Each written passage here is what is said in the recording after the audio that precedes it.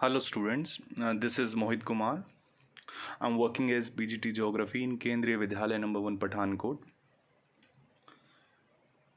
So in today's class we will start our second chapter, that is Origin and Evolution of the Earth, from the book Fundamental of Physical Geography. And in this session we will deal with our first topic, that is early theories, and which is related to origin of the earth or planet you can say.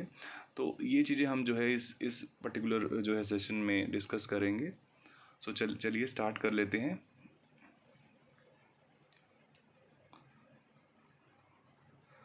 So first, here are some learning outcomes. So after this session, you will able to describe the formation of the planets, star, and other bodies.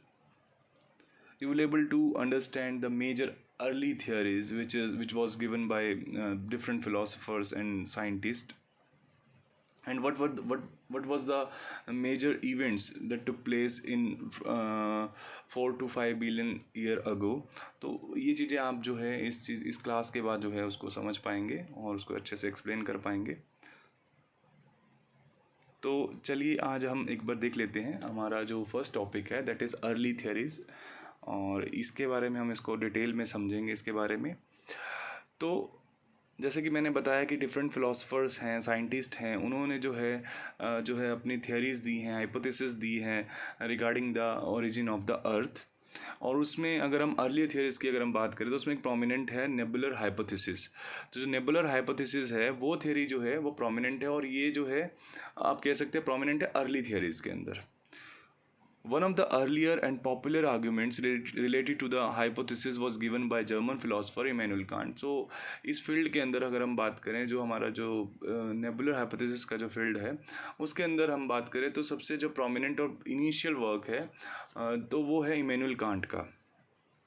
Further उसके बाद जो है mathematician है Laplace, उन्होंने जो है 1796 में अपनी इसको और एक्सटेंड किया, इसके बारे में और बहुत कुछ बताया जिसके बारे में आगे हम डिस्कस करने वाले हैं डिटेल में. और फिर इन 1950 जो है ऑटो शिमिट एंड कार्ल वाइजेस्कर जो हैं, इन्होंने जो है उसको और ज़्यादा एलेबरेट किया है इस थ्योरी को. तो ये सारा जो है नेबुलर हाइपोथेसिस थ्योरी के अंदर आता है. तो इसी को अब हम आगे डिस्कस करते हैं डिटेल के अंदर, इसको समझते हैं कि किस तरह से जो है हमारे प्लैनेट्स जो हैं उनका फॉर्मेशन हुआ है, किस तरह से जो है पहले एक नेबुला था, नेबुला क्या होता है. तो ये बहुत सारे जो क्वेश्चंस हैं हमारे जो बचपन से ही रहते हैं, तो वो चीज़ें जो क्वेश्चन है हमारे कि भाई ये स्टार कैसे होते हैं, कैसे इनका फॉर्मेशन होता है ना. तो ये सब चीज़ें जो क्वेश्चन हमारे दिमाग में रहते हैं वो आज आपके क्लियर हो जाएंगे इस क्लास के बाद, कि कैसे इनका फॉर्मेशन होता है, और ये सब चीज़ें हम देखते हैं आगे.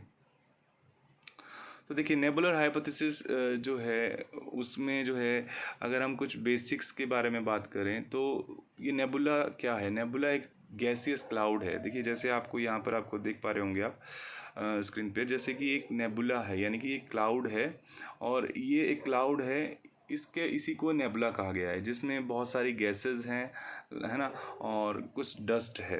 तो इससे मिलकर ये नेबुला बना है. और इसके बारे में क्या कहते हैं हम बात करते हैं. तो जैसे लेप्लेस जो हैं वो बताते हैं कि the planet were formed out of cloud of material associated with a youthful sun which was slowly rotating. तो जैसे कि आपको मैंने अभी बताया कि नेबुला जो है वो एक क्लाउड है, गैसियस क्लाउड है, और जिससे जो है हमारे जो जितने भी स्टार हैं, प्लैनेट्स हैं, एस्ट्रॉइड्स हैं, इनका फॉर्मेशन हुआ है. तो बात करते हैं लैपलेस की. लैपलेस ने भी इसी को एक क्लाउड ही कहा है, cloud of material associated with a youthful sun, यानी कि उन्होंने एक यूथफुल सन की बात की है विच वॉज स्लोली रोटेटिंग. तो उन्होंने कहा है लैपलेस ने कि जो इससे जो है फॉर्मेशन होता है सन का, क्योंकि सन एक यूथफुल स्टेज में रहता है, उसके बाद जो है फिर प्लैनेट्स का फॉर्मेशन होता है.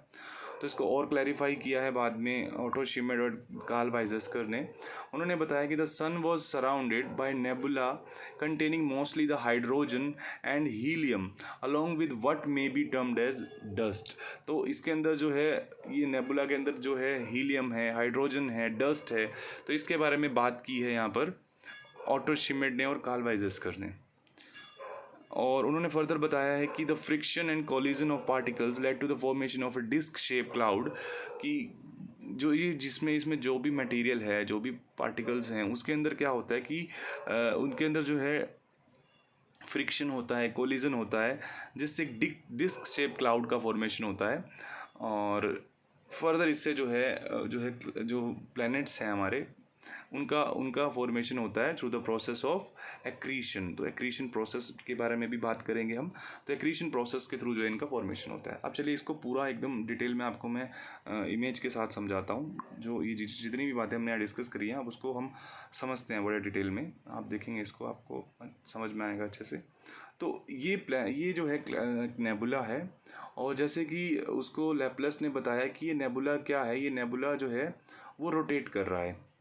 तो ये नेबुला जो है वो रोटेट कर रहा है। तो इस तरह से नेबुला में जो है रोटेशन हो रहा है, और इस रोटेशन प्रोसेस के बाद जो है इसमें क्या होता है कि आपको जैसे मैंने बताया कि इसमें गैसेस हैं। तो जब ये रोटेट करती हैं, यानी कि उनके अंदर जब कोलिजन होता है या फ्रिक्शन होता है, तब जो इसका लाइटर पार्ट है, यानी कि जो लाइट डेंसिटी का जो गैसेस हैं, लाइट डेंसिटी गैसेस हैं, वो क्या होती हैं, उसके कोर में आ जाती हैं। लाइट डेंसिटी जो गैसेस हैं वो इसके कोर में आ जाती हैं, और इसके कोर में जो है फिर इस तरह से जो कोलिजन और जो फ्रिक्शन की प्रोसेस होती है जो पार्टिकल्स के बीच में, उससे जो होता है फिर आपका जो है फ्यूज़न रिएक्शन जो है वो होता है। फ्यूज़न रिएक्शन के कारण जो होता है ये आपस में कंडेंस हो जाते हैं, और इससे जो है एक स्टार का फॉर्मेशन होता है। जैसे हम इसको स्टार को सन मान लेते हैं हमारा, तो एक सन का फॉर्मेशन हो जाता है इससे।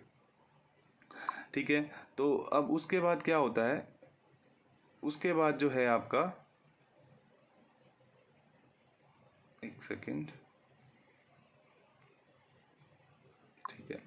तो अब यहाँ पर देखिए हमने बात करी कि जब ये नेबुला रोटेट करता है तो उससे जो इसके लाइटर गैसेस हैं वो इसके कोर में आ जाती हैं, और उससे जो है फर्दर जो है फ्यूज़न रिएक्शन होता है और हमारे सन का फॉर्मेशन होता है। अब उसमें जो हैवी गैसेस होती हैं वो इसके आउटर पार्ट में चली जाती हैं। जो हैवी गैसेस होती हैं वो इसके आउटर पार्ट में चली जाती हैं, और उनसे फिर फर्दर जो है स्मॉल स्मॉल क्लम्प्स बन जाते हैं गैसेस के। तो स्मॉल क्लम्प्स बन जाते हैं, और वो क्लम्प्स जो हैं कहीं ना कहीं हैवी गैसेस उसमें रहती हैं, और ये स्मॉल क्लम्प्स जो हैं फिर फर्दर इनके अंदर भी क्या होता है, वही फ्रिक्शन और कोलिजन की जो प्रोसेस होती है आप कह सकते हैं इनके अंदर भी।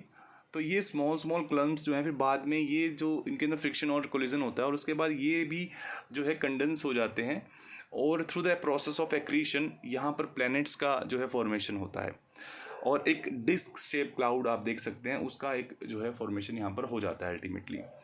तो ये पूरा जो है यहाँ पर बताया गया है। अब इसको आप एक रियल एग्जांपल से मैं आपको समझाता हूँ। जैसे कि आपको पता है हमारा सन है और वो एक स्टार है, और सन की जो फॉर्मेशन हुई है वो लाइटर गैसेस से हुई है। अगर हम देखें जो जितनी भी लाइटर गैसेस हैं वो हमारी एक्सोस्फेयर्स में मिलती है, यानी कि सन के आसपास मिलती हैं, और सन जो है हमारा हाइड्रोजन और हीलियम से मिलकर बना है, और जो लाइटर डस्ट है उससे मिलकर बना है। तो जो सन है उनका फॉर्मेशन लाइटर गैसेस से हुआ है। और जबकि अगर हम देखें जो प्लैनेट्स हैं, जो इसके सराउंड में प्लैनेट्स हैं, वहाँ पर जो है बहुत सारी हैवी गैसेस हैं, जैसे कार्बन है, आयरन है, ऑक्सीजन है, नाइट्रोजन है। तो इन सभी मटेरियल से जो हैवी मटेरियल हैं उनसे हमारे प्लैनेट्स मिलकर बने हैं।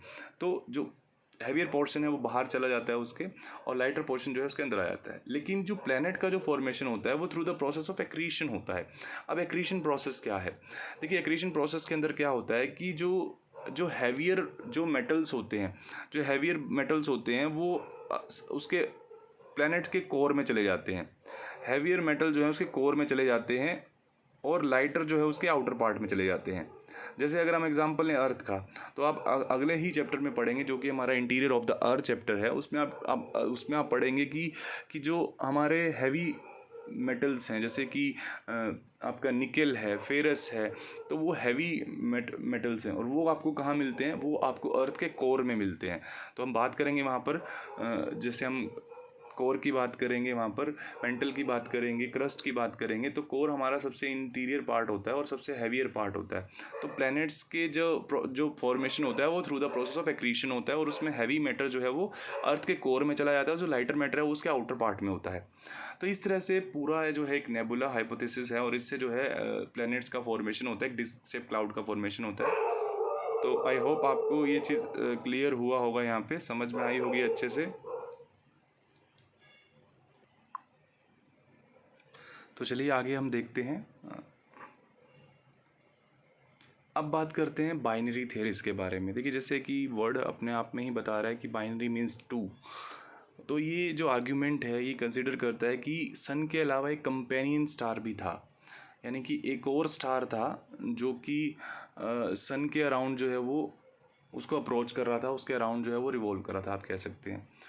तो उस उसके कारण जो है फिर जो प्लेनेट का फॉर्मेशन जब होगा तो वो बाइनरी थ्योरीज के अंडर में आ जाएगा। तो उसमें एक हम थ्योरी की बात करते हैं यहाँ पर। जैसे यहाँ पर चैम्बरलिन और मोल्टन की जो थ्योरी है, प्लेनेटिसिमल थ्योरी, उन्होंने जो है ये थ्योरी 1900 में दी है। और under this theory they consider that a wandering star approach the sun. तो इसमें एक वेंडरिंग स्टार है जो कि अप्रोच करता है सन को। As a result cigar shaped extension of material was separated from the solar surface. तो इससे क्या होता है कि जब एक वेंडरिंग स्टार जो है, देखिए जैसे अगर हम बात करें यहाँ पर, जैसे ये हमारा सन है और इस सन को एक वेंडरिंग स्टार जो है वो अप्रोच कर रहा है, ठीक है। तो अब इसके अप्रोच करने से क्या होता है कि सन से एक पार्ट जो है वो मटेरियल जो है वो सेपरेट हो जाता है, और एक सेपरेटेड पार्ट जो होता है, जो कि एक सिगार शेप में आप कह सकते हैं, सिगार शेप का एक पार्ट जो है वो उससे सेपरेट हो जाता है। और इस सिगार शेप पार्ट में फिर जो है इसके अंदर जो है कंडेंस होता है, ये पार्ट है, ये भी रोटेट करता है, उसके सन के चारों रोटेट करना शुरू कर देता है, और उससे जो है अल्टीमेटली एक प्लैनेट का फॉर्मेशन हो जाता है। तो इसी प्रोसेस से जो है फिर अदर प्लैनेट्स का जो है फॉर्मेशन होता है। तो ये जो है यहाँ पर बताया गया कि कंपेनियन स्टार है, तो वो भी एक इम्पॉर्टेंट है यहाँ पर। तो कंपेनियन स्टार की बात जो है वो बाइनरी थ्योरीज के अंडर में की गई है, और इससे जो है फिर फर्दर जो है फॉर्मेशन होता है हमारा प्लैनेट्स का। तो अभी तक हमने जो बात करी, और इसको देखो, इस आर्ग्यूमेंट को जो है यहाँ पर सर जेम्स जीन्स हैं और सर हरोल्ड जेफरीज है, इन्होंने इसको सपोर्ट किया इस आर्ग्यूमेंट को। और इस तरह से ये थ्योरीज जो हैं कहीं ना कहीं अगर हम अर्ली थ्योरीज की बात करें तो उसमें भी सबसे इम्पॉर्टेंट और एक्सेप्टेड जो थ्योरी है वो नेबुलर हाइपोथेसिस है, वो इम्पॉर्टेंट थ्योरी है। लेकिन वैसे जो है अभी हम जब आगे पढ़ेंगे, जब हमारा नेक्स्ट क्लास रहेगा उसमें हम मॉडर्न थ्योरीज की बात करेंगे। जो मॉडर्न थ्योरीज रहेंगी जो कि ओरिजिन ऑफ यूनिवर्स के बारे में है, उसको बहुत ज़्यादा एक्सेप्टेड थ्योरी माना है। जिसमें हम बिग बैंग थ्योरी की बात करेंगे, वो बहुत ज़्यादा एक्सेप्टेड थ्योरी है इनके कंपैरिजन में। तो उससे जो है हमारे फॉर्मेशन हुआ है पूरे जो है हमारी यूनिवर्स का, तो उसमें हम डिस्कस करेंगे डिटेल में। तो ये जो था इस क्लास में था आपका फर्स्ट टॉपिक, जो कि अर्लियर थ्योरीज़ के बारे में था, और जिसमें हमने बात की है पूरे यहाँ पर किस तरह से जो है यहाँ पर साइंटिस्ट और फिलोसोफर ने डिफरेंट जो है थ्योरीज़ दी हैं। और उसमें हमने देखा था कि नेबुलर हाइपोथेसिस जो है वो सबसे पहले जो है इमैनुअल कांट ने, जो कि जर्मन फिलोसोफर हैं, उन्होंने इसके बारे में जो है अपने आर्ग्यूमेंट्स दिए हैं। और उसके बाद जो है यहाँ पर मैथमेटिशियन लैपलेस हैं, और उन्होंने 1796 में अपना जो इसको रिवाइज थियरी दिया है। और उसके बाद जो है ऑटो शिमिड है, उन्होंने जो है ऑटो शिमिड और कार्ल वाइजेस्कर हैं, इन्होंने भी जो है एक नेबुलर हाइपोथेसिस को जो है आगे एलैबोरेट किया है। तो ये चीज़ें हमने देखी हैं, और हमने देखा कि नेबुलर हाइपोथेसिस का पूरा क्या प्रोसेस होता है, किस तरह से जो है स्टार का फॉर्मेशन होता है, और उसके बाद फिर प्लैनेट्स बनते हैं। तो ये हमने पूरा इसमें डिस्कस किया है कि इसमें जैसे नेबुलर हाइपोथेसिस के अंदर क्या था कि एक नेबुला है, यानी कि जो आप देख पा रहे हैं यहाँ पर एक नेबुला है, और जिसमें क्या है, ये एक क्लाउड जो है गैसियस क्लाउड है नेबुला। और इस गैसियस क्लाउड से ही जो है आपका यहाँ पर ये रोटेशन बॉडी है, जैसे लैपलेस ने कहा था कि ये रोटेट कर रहा है स्लोली नेबुला जो है। और उससे क्या होता है कि उसके जो लाइटर एलिमेंट्स है वो इसके कोर में चले जाते हैं, जिससे हमारा सन का फॉर्मेशन होता है। और फिर जो हैवियर मेटल होते हैं वो इसके आउटर पार्ट में चले जाते हैं, और इससे क्या होता है कि जो आउटर पार्ट में जो है फिर वो उसमें भी स्मॉल स्मॉल क्लम्स बन जाते हैं। और ये स्मॉल स्मॉल क्लम्स जो हैं फर्दर जो है ये प्लैनेट्स का फॉर्मेशन होता है इन क्लम्स से ही। और इससे पूरा एक जो है हमारा डिस्क जो शेप स्ट्रक्चर बन जाता है, पूरा हमारा क्लाउड बन जाता है। तो इसके बारे में पूरा डिटेल में बात की है यहाँ पर नेबुलर हाइपोथेसिस के अंदर। और फिर फर्दर हमने इसमें बात की थी यहाँ पर जो हमारी बाइनरी थ्योरीज हैं, उसमें हमने बताया कि वहाँ तो हम एक स्टार की बात कर रहे हैं, एक स्टार से हम बता रहे हैं कि एक ही नेबुला है, यानी कि उसी से ही सारा फॉर्मेशन हो रहा है। लेकिन इस बाइनरी थ्योरी के अंदर जो है वो एक और कंपेनियन स्टार की बात की गई है, और जिसमें हम बता रहे हैं कि किस तरह से जो है एक और स्टार जो है वो अप्रोच करता है सन को, और फिर उससे जो है मटेरियल जो है वो सेपरेट होता है सिगार शेप में, और उससे हमारे प्लेनेट का फॉर्मेशन होता है इस प्रोसेस से। तो ये एक और जो थ्योरी है यहाँ पर, प्लेनेटिसिमल थ्योरी हमने बात की थी इसके अंदर, चैम्बरलेन एंड मॉल्टन की, जो कि सिगार शेप के बारे में बताती है। तो ये इंपॉर्टेंट जो थ्योरी है, और इसके बाद जो है जेम्स जीन्स और हेरोल्ड जेफरे जो है इस आर्ग्यूमेंट को सपोर्ट करते हैं, यानी कि बाइनरी थ्योरीज को सपोर्ट करते हैं। तो ये पूरा जो है आज हमने इस क्लास में पढ़ा है। आई होप आपको बहुत अच्छे से क्लियर हुआ होगा। इसके एक और पार्ट रहेगा, एक और वीडियो जो है वो नेक्स्ट आएगा, और उसमें हम बात करेंगे जो हमारी मॉडर्न थ्योरीज हैं, यानी कि जिसमें हम बिग बैंग की बात करेंगे। तो वो इससे अगली वीडियो जो है उसमें हम डालेंगे। तो आज के लिए हम इतना ही करते हैं। आई होप आपको अच्छे से समझ में आया होगा। Thank you so much. God bless you all.